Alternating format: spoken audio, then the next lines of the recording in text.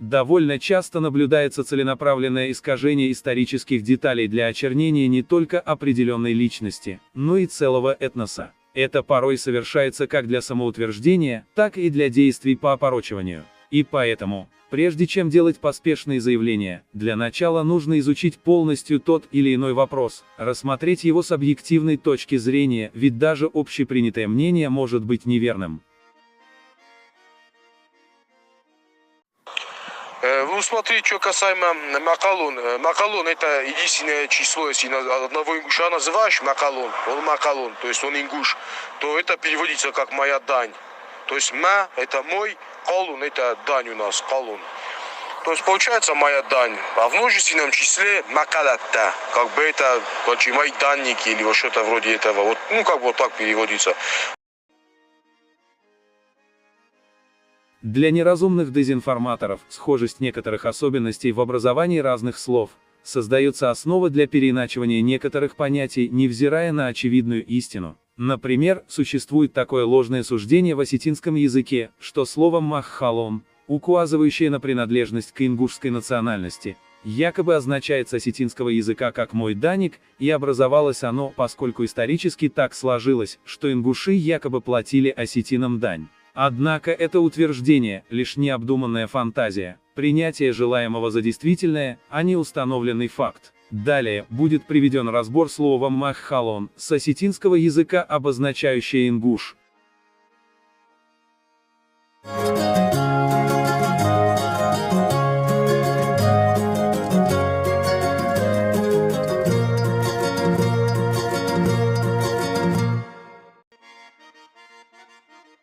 Для того, чтобы выяснить перевод нужных нам слов с русского языка на осетинский, воспользуемся русско-осетинским словарем на сайте iranau.ru.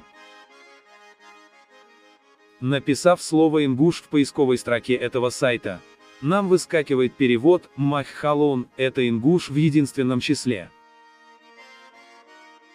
Обратите внимание, в осетинском языке слово «ингуш» во множественном числе, то есть ингуши обозначается именно как «маххал», то есть никак не «махалата», без окончания «аатта», как утверждал тот индивидуум на аудиозаписи.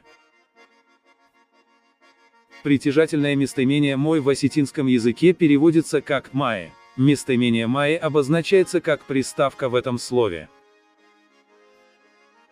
Один из вариантов слова «налог», «дань» или «подать» звучит как «хаулан». Фальсификаторы, применяя хитрость при анализе слова «маххалон», не учитывают всех нюансов в орфографии и игнорируют морфемный разбор слов, что позволяет им приводить искаженную интерпретацию. Маххаулан пишется с двумя буквами «х» и твердый знак. После этого корня идет суффикс с объединенной буквой «аэ».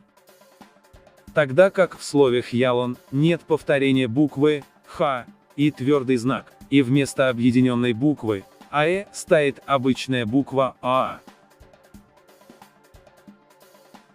В итоге, как нам удалось выяснить, из-за значительной разницы в словообразовании, слово «ингуш» маххаулан и слово «дань хьялан» не имеют между собой ничего общего, кроме как похожего созвучия. Так что, безусловно, у этих двух слов отсутствует логическая связь, и между ними лишь ничтожное сходство. И поэтому, в осетинском языке обозначение принадлежности к ингушскому народу маххаулан априори не имеет никакого отношения к словосочетанию «моя дань». В осетинском языке слово «ястреб» и другие птицы из этого семейства переводятся практически один в один как «ингуши» во множественном числе, то есть «маххал». Возможно, осетины называли их так и ассоциировали ингушей с ястребами, поскольку эти птицы, сильные и мощные, имеют хищнический характер, обладают великолепным зрением. Ястребы чрезвычайно ловки, быстрые и с молниеносной реакцией, что позволяет им технично и мгновенно расправляться со своей жертвой.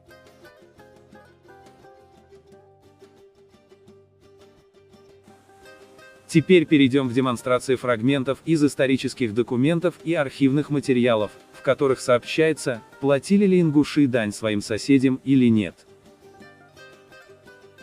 Туземцы Северного Кавказа. Историко-статистические очерки. Выпуск 1. Владикавказ, 1892 год.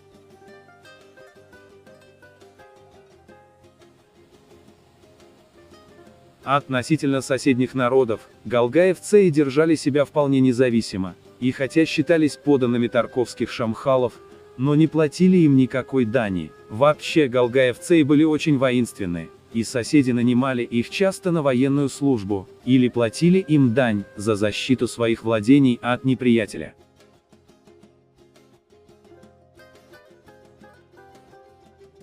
То же самое указывается в сборнике сведений о кавказских горцах. Выпуск 8. Тифлис, 1875 год.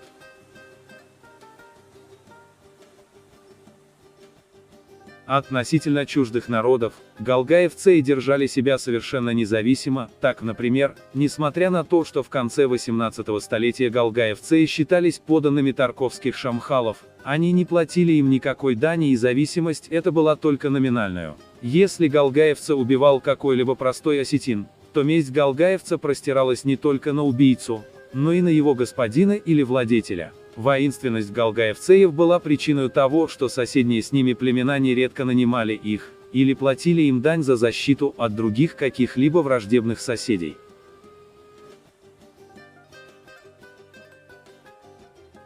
О том, как ингуши сопротивлялись выплате дани, указывает кандидат исторических наук, кавказовед Наталья Волкова в своем труде «Этнический состав населения Северного Кавказа в XVIII – начале XX века».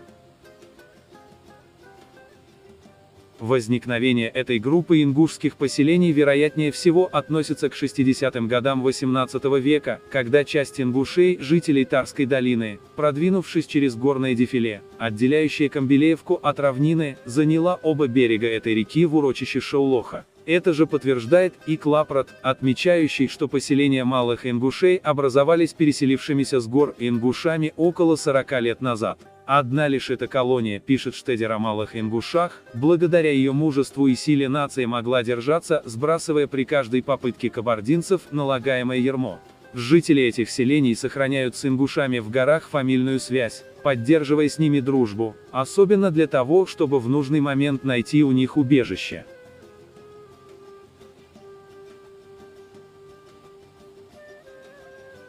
Также автор в своей книге указывает, что осетины платили дань ингушам за пользование землей в районе Дарьяльского ущелья, и затем выплачивали ее кабардинским князьям.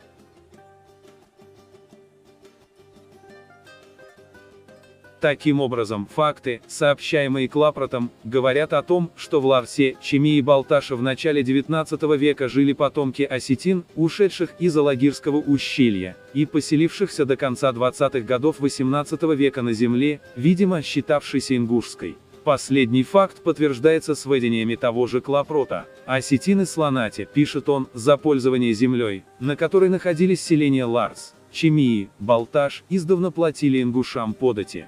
Однако с усилением фамилии Сланати, которая увеличивалась благодаря новым пришельцам и беглецам, эта фамилия стала причислять себя к тагаурским осетинам и перестала платить ингушам дань, но продолжала платить ее еще в течение 30 лет малокабардинским князьям Мударовым.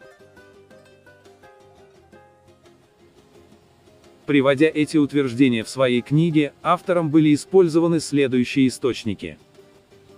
Дневник путешествия из пограничной крепости Моздок во внутренней местности Кавказа, предпринятого в 1781 году, автор немецкий исследователь Леонтий фон Штедер, выпустивший оригинал своего труда в 1797 году. Представляем перевод с немецкого языка на русский. Издано Северо-Осетинским институтом гуманитарных и социальных исследований во Владикавказе в 2016 году.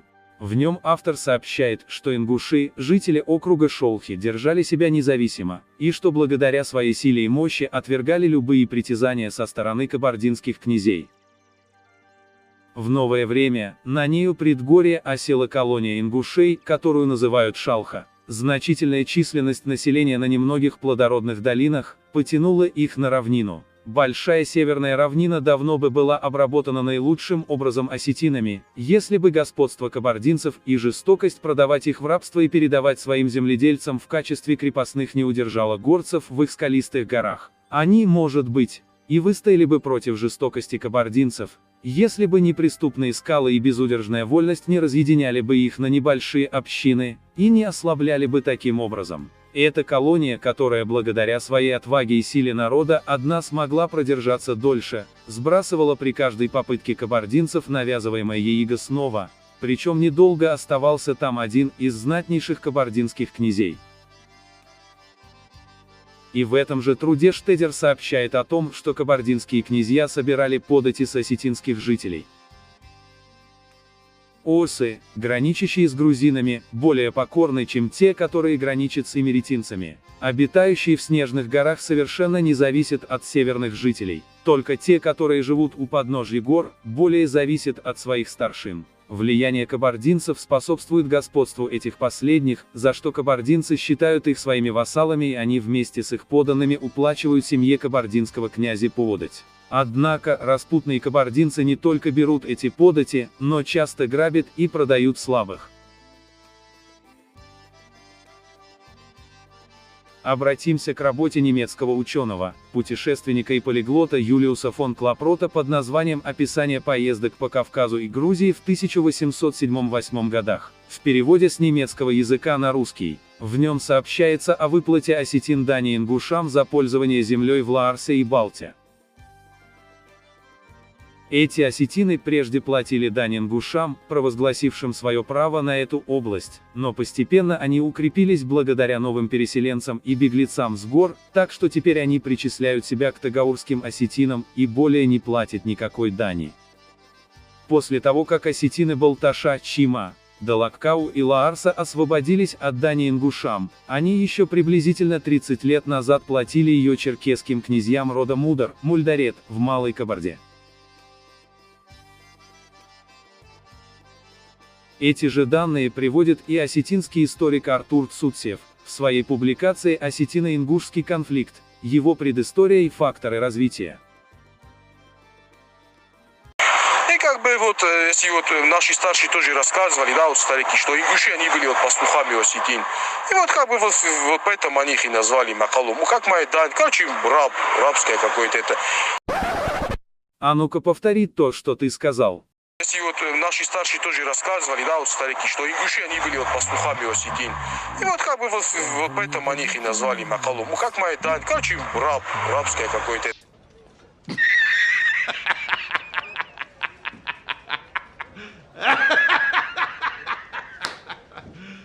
Ты серьезно?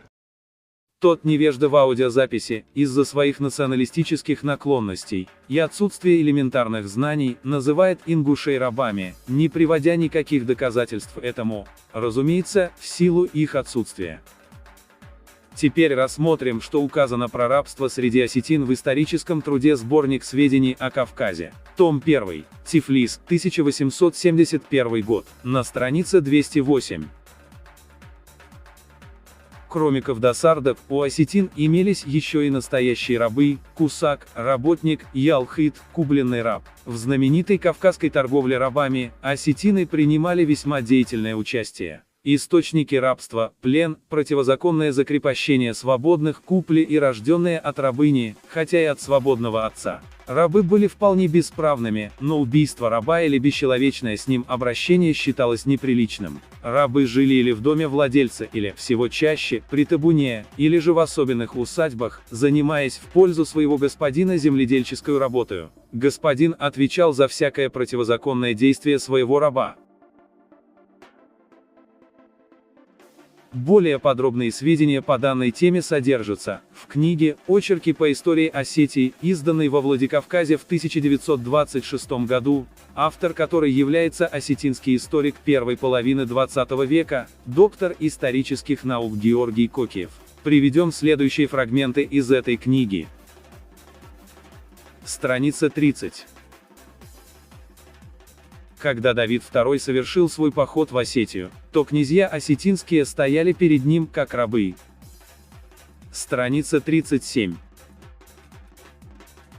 И для Грузии, и для Рима, и для Крымского ханства церковь являлась на протяжении веков орудием порабощения осетинского народа. Страница 42.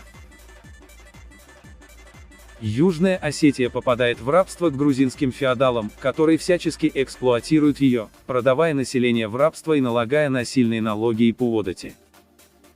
Страница 45. Из Северной Осетии многие осетины убегали в Южную Осетию, где добровольно отдавались в рабство грузинским феодалам. Страница 46. Последние островки осетинского населения, оторванные от главной своей массы, ушедшей в горы, во время нашествия Кабарды, частью были уничтожены, а частью обращены в рабство кабардинскими князьями и потом слились с кабардинцами, утратив свой национальный облик. Страница 49. Темрюк обратил осетин в рабов, а на Нагорную Осетию наложил тяжелую дань, которая фактически не взималась, в силу недоступности осетин, живших в непроходимых горных трущобах. После князя Темрюка кабардинские князья стали видеть в осетинах своих рабов и крепостных крестьян. Страница 54. Плоскостные осетины были предоставлены на порабощение кабардинским удельным князьям. Страница 57. Как женщины, так и мужчины, предназначенные к продаже, предварительно осматривались на Черноморском побережье и потом только расценивались. По национальным признакам дороже всех ценились из народов Переднего Кавказа осетины. Страница 127. Дело в том, что дегорские князья были с давних пор одними из главнейших поставщиков живого товара на Черноморское побережье для турецких купцов. Они работали в контакте с грузинскими и кабардинскими работорговцами, получая от этого большие доходы.